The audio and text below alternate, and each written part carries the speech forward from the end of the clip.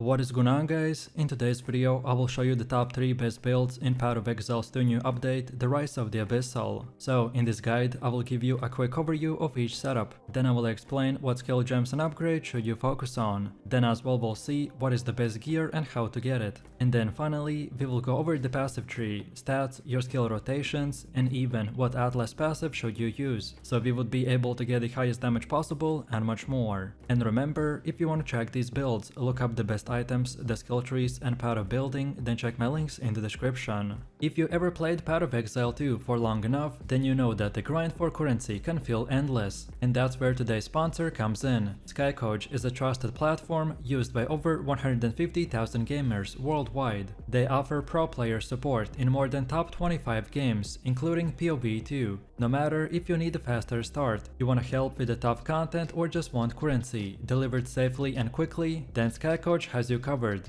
What I really like is how smooth the whole process is, from click to the gameplay in minutes, clear and fast chats with their team, plus if an order is not fulfilled you get an instant refund. I've tried it myself and honestly it just makes the game more fun. So if you wanna skip the grind and enjoy POE 2 your way, then click my link in the description to check out Skycoach and use my code KATE for extra 10% off. This setup takes everything that people love about the lightning arrow meta build and flips it into the cold based monster that freezes, shatters, and absolutely demolishes maps at the lightning speed. In patch 0.3, the cold bow skills and the deadeye both received huge buffs, and when you put those two things together, then you will get a build that doesn't just clear screens, it destroys them before enemies even have a chance to move. For map clearing, the eye shot is your powerhouse. With the right support gems, the projectile train across the screen, and spreading the chill ground and freezing everything in their path, the monster groups just don't die, they explode in a cascade of shatters and the Herald of the Ice stacks, by leaving nothing behind. And when it's time for bosses, then you bring out the lightning rod, the orb of storms, and the snipe, while stacking freezing effects that keep them locked down. The fact that you can do both, so clear like a speed demon and take down endgame encounters, makes this build incredibly versatile. So now let's break down the most important skill gems. At its core, we are centering everything around the Ice shot. This is your main clearing ability, and the bread and butter skill that carries the build.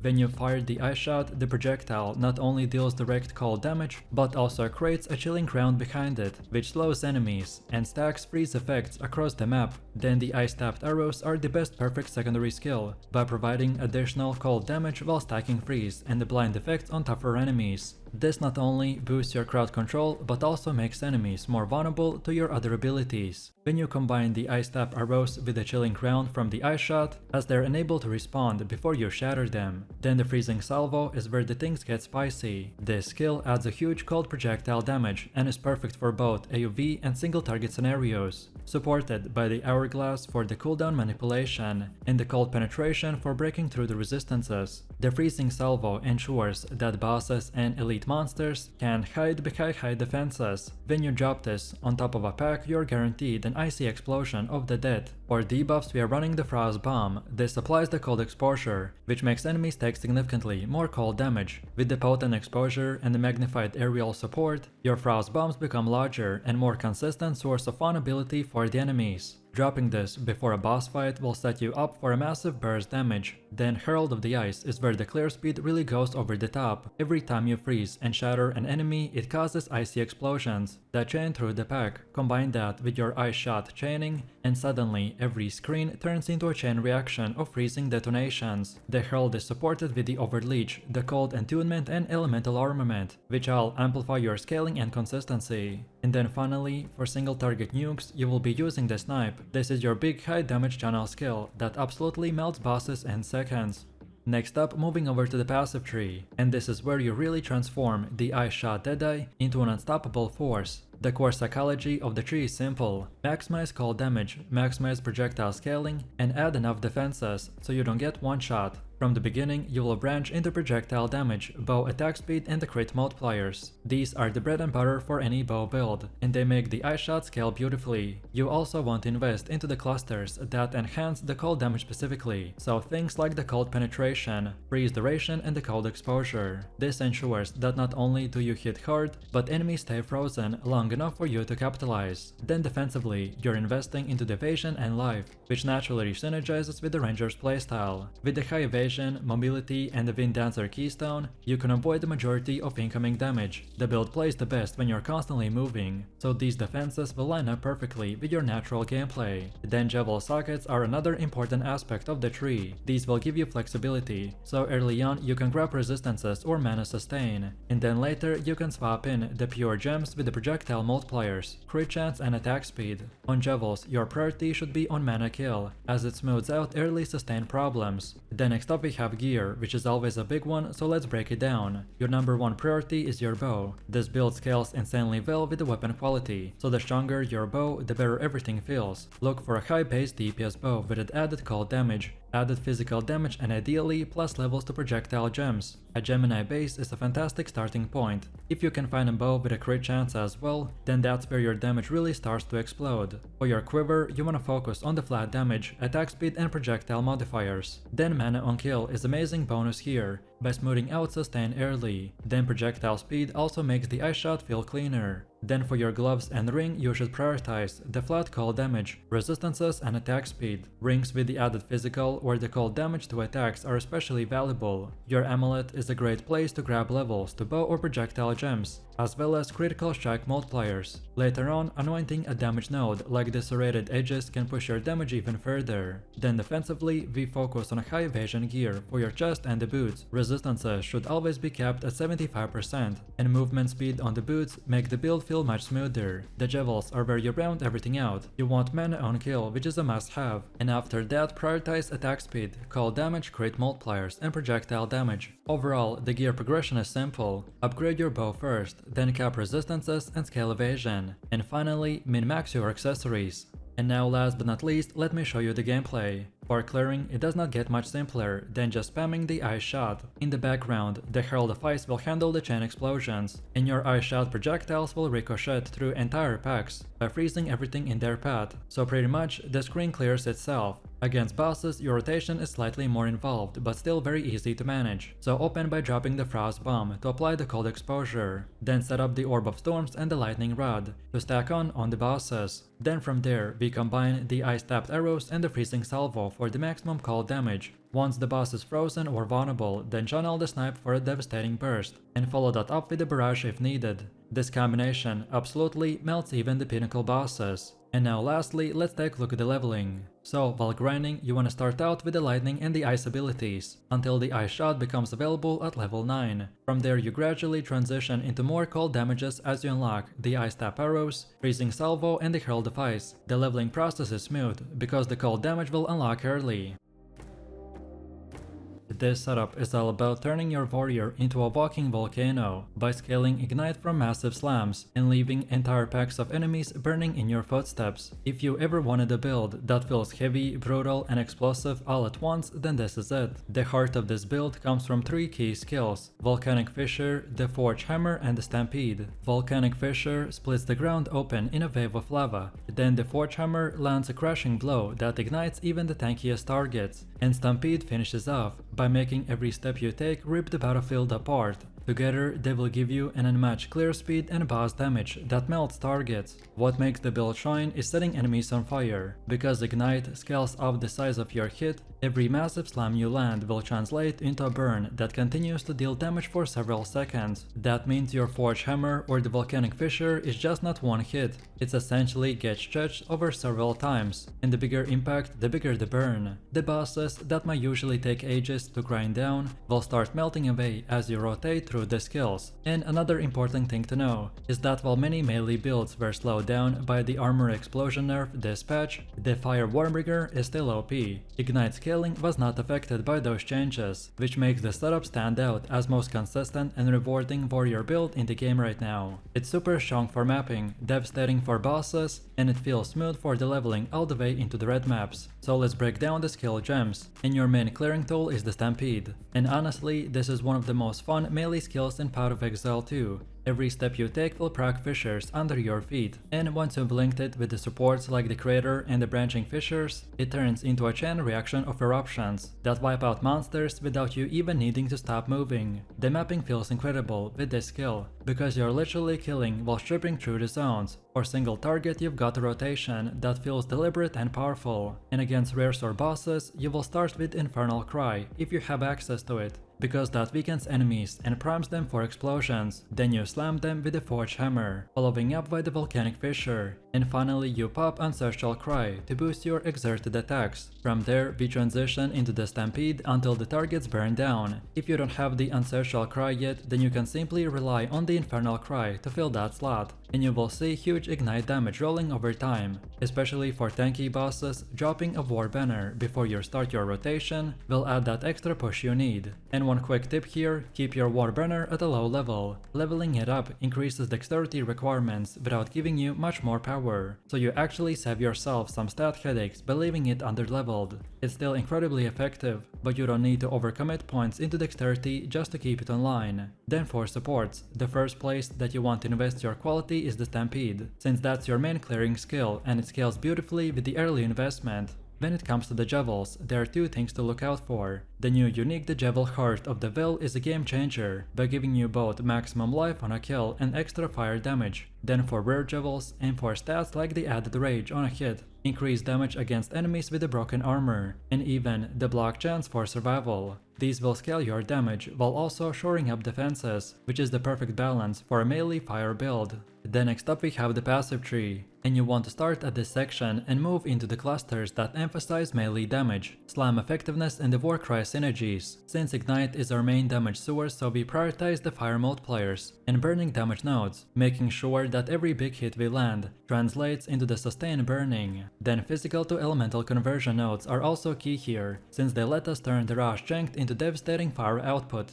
Defenses are built directly into the progression, so maximum life scaling is everywhere, combined with strong investments into the armor and endurance charges. Endurance charges aren't just for defenses, they also tie into the warbringer synergies and empower your exerted attacks. This keeps you both tanky enough to stay in the melee range and consistent enough to deliver empowered blows every few seconds. The Warcry nodes are another cornerstone of the tree. The cooldown reduction and exerted attack bonus are critical, since our whole single target rotation relies on weaving the Warcry into the slams. By reducing cooldowns and increasing their effect, we make sure that our Infernal and Ancestral Cries are always ready when we need them. There's also room here for scaling AoV, which feels fantastic with the skills like the Volcanic Fissure. Bigger coverage here mean faster map clearing, but it also ensures that your slams reliably ignite every enemy in a pack.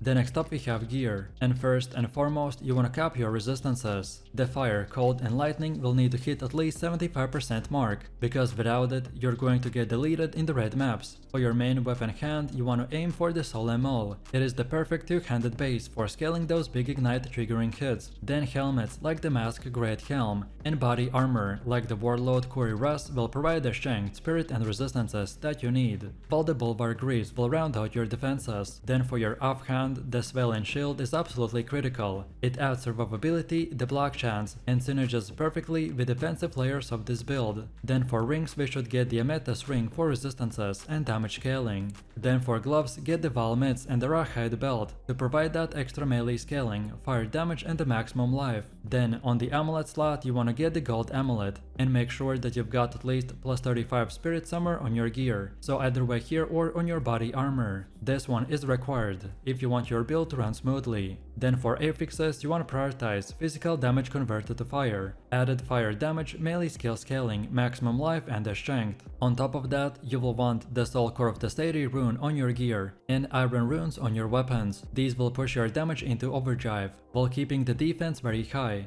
And finally, don't neglect the Jevels. At the heart of the Vel Jevel is the best end slot for sustain and the fire scaling, but rare Jevels with the rage on hit, fire multipliers and the block chance are just as valuable for rounding out your setup. And now finally, let's see how to actually play this build. The flow is straightforward but incredibly satisfying. For clearing, you will rely almost entirely on the Stampede. Every footstep procs the fissures that ripple through the packs, and once you've got your supports online, you're basically erasing screens just by moving. And then for stragglers or tough rares, you can use the Forge Hammer or the Volcanic Fissure to finish them off. Then for single target, you will shift into a very controlled rotation. If you got Ancestral Cry, then your opener is Infernal Cry to weaken the enemies, followed by the Forge Hammer, then the Volcanic Fissure, then the Ancestral Cry to empower your extended attacks, and after that it's all about the Stampede, until the target is dead.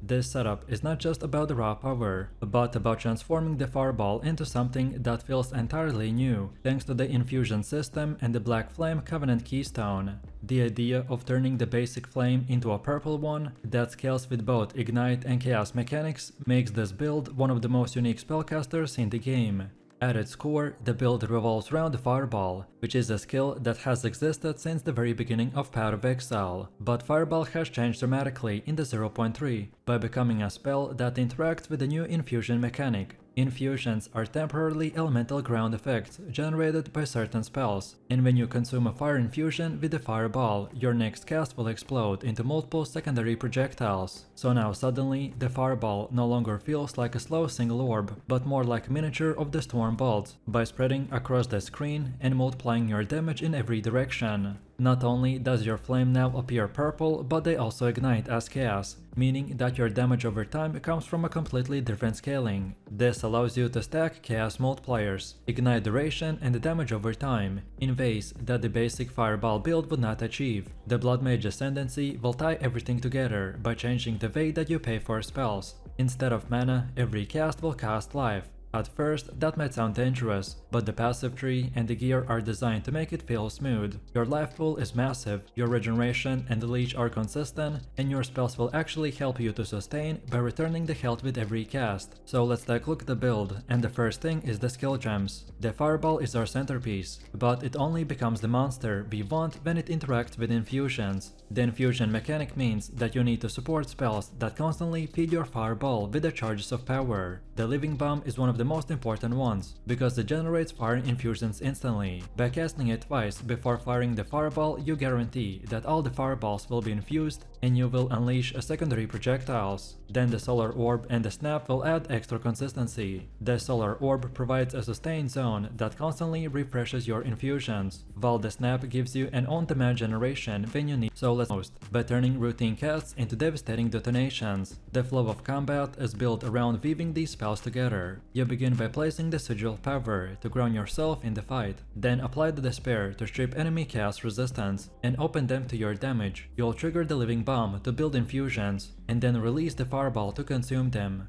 All of this will create a wave of projectiles that ricochet across the map. The Chaos Bolt serve as a filler, by keeping your damage rolling when you cycle your infusion generation. It feels like a rotation of build up and release, and once you master the timing loop, it becomes the second nature. Then next, our passive tree will combine three principles. So scale Chaos infused damage, turn the life into your resource, and amplify the spellcasting utility. We start by getting nodes that boost spell damage, ignite scaling and the chaos multipliers. With the Black Flame Covenant active, all of your fire damage will become chaos, so every chaos node will become relevant. The damage over time multipliers, ignite nodes, and the burning damage clusters will all become key parts of your scaling. This dual interaction between the fire mechanics and the chaos mechanics is what exactly allows the Fireball to reach its full potential. Then the life investment is the second major priority. Because you are a blood mage, so your life pool is both casting resource and a survival buffer. The nodes that increase the flat life, percentage life, and regeneration will become more valuable than almost anything else. Notables like the Sangumancy and the Whispers of the Flesh will feed directly into this style, by rewarding you for casting and spawning life remnants that support your sustain.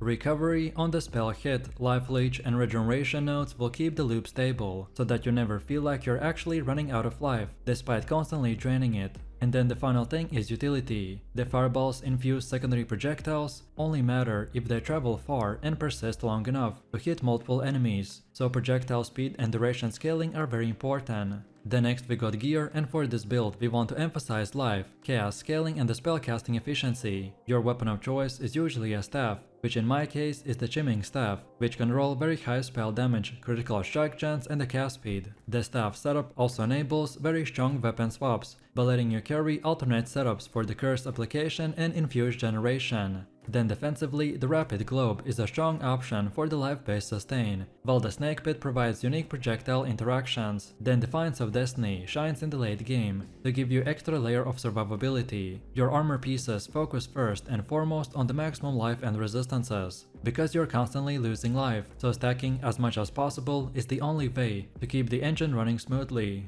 Then after that, the Chaos Multipliers, spell damage and the cast speed are the offensive stats that you want to get. Jewelry is where you push your ceiling, so amulets and rings with the global critical strike multipliers, chaos damage and the cast speed are ideal. The Seed of Catalysm is a standout ring, while the rare amulets can push your damage even further. Your belt should focus on reinforced sustain, ideally rolling a very high life and the flask modifier. The flasks themselves are crucial for this build, as they act as an emergency recovery button when you get to low HP. Then for your helmet, gloves and boots, you should follow the same principles, so life and resistances first, and then whatever offensive bonus you can find. And now finally, let's take a look at how to actually play this build. Most of the time, we want to alternate between using the Living Bomb and the Fireball. Living Bomb will provide the infusion while the Fireball consumes it, and in 1 second the enemies will disappear in purple chaos. Then against tougher enemies, the rotation becomes a bit more involved. You drop the Sigil of Power to empower yourself, then apply the Despair to strip resistances, then trigger multiple infusions, and then detonate them with the Fireball. The Chaos Bolt will fill the gaps and ensure that you're never standing idle. Infusion generation is the core principle of where this build lies, so Living Bomb is your bread and butter, but the Solar Orb and the Snap will provide consistency when you need the extended loop. On weapon swap, you can carry a staff setup that allows you to quickly apply curses, by ensuring the nexts are always under the full weight of your debuffs. This DPS flow will almost become rhythmic. You drain life and restore life in the same moment, and fill the battlefield with a storm of corrupted fireballs. It's not the cleanest build visually. The purple fire, the explosions and the curses and the ground effects often will make the screen a chaotic mess.